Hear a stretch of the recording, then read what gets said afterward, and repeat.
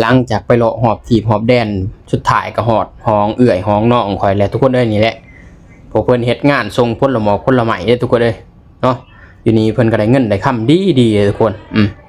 คันว่าสร้างหนุ่มบ่ได้เป็นช่างนี่ช่างหนุ่มสิมาเฮ็ดงานอยู่นี่เด้อทุกคนเพราะว่ามันมีทั้งโบนัสอีกเนาะสิ้นปอกสิ้นปีเงินดีอีหลีเด้เนาะแล้วก็ผลหมอกผลไม้นี่ก็สิ่งที่มันเหลือสิ่งที่มันอันนั้นเขาขายบ่ได้เขาก็สิเอามาให้ลูกน้องเขากินเนาะทุกคนเนาะของอยู่ของกินบ่ได้อึดอยู่นี่ทุกคนเลยมื้อนี้ก็เพื่อสิฮอดก็อีหลากไอ้เรือข่อยก็ทั้งเมื่อยทั้งม่วนทุกคนเลยนี่ก็แหละก็สิมาแวะกินข้าวกินน้ำอยู่นี่เนาะเพราะว่ามื้อนี้ก็สิเอาของมาฝากมื้อบ้านแน่เพราะว่าเพิ่นสิพากันมื้อบ้านเนาะสำหรับเอื้อสำหรับน้องข่อยอยู่นี่มีแต่พี่น้องข่อยหมดทุกคนเอ้ยอยู่นี่มาเฮ็ดเวียกเฮ็ดงานอยู่นี่เนาะว่าจะเป็นพี่น้องทั้งข่อยนี่หลายทุกคนเลยว่าจะเป็นลูกป้าลูกลุงบ่หลายที่สุดนี่ก็คือเอื้อยข่อยเนาะทุกคนนี่เพิ่นกำลังย่างลงมากำลังออกมาแต่ห้องนอนบ่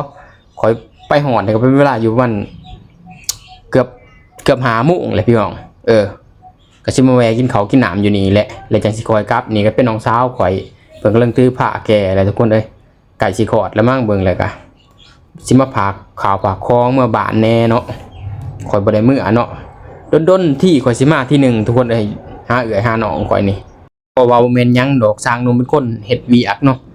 อยากเวียกอยากงานเนาะบ่ได้มาเที่ยวมาเลาะมาเฮ็ดเวียกเฮ็ดงาน